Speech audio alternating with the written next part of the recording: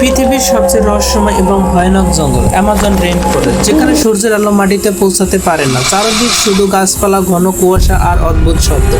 এই জঙ্গলে গভীরে লুকিয়ে আছে এমন এক রহস্য যা কেউ কখনো পুরোপুরি জানতে পারেনি।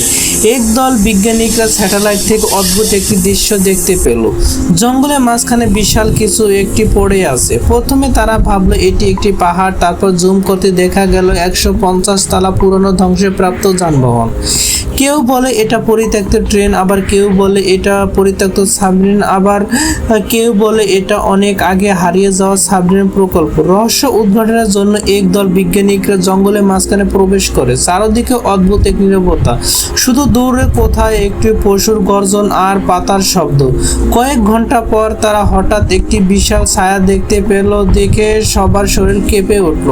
তারপর সামনে দাঁড়িয়ে এক বিশাল ধ্বংসপ্রাপ্ত ট্রাক, যেখানে অর্ধেক ভাঙা মরিচা আর শ্যাওলা ঢাকা। কিন্তু আসলে ভয় তখন শুরু হয়নি। হঠাৎ মাটি কাঁপতে শুরু করলো, গাছপালাগুলো দুলতে লাগলো। দূর থেকে শোনা গেল এক ভয়ানক ফিসফিস শব্দ। তারপর অন্ধকার কুয়াশার ভিতর থেকে ধীরে ধীরে বেরিয়ে এলো দৈত্যকার অ্যানাকোন্ডা সাপ। সাপটি এত বড় যে তার পুরো শরীর দেখা যাচ্ছে না।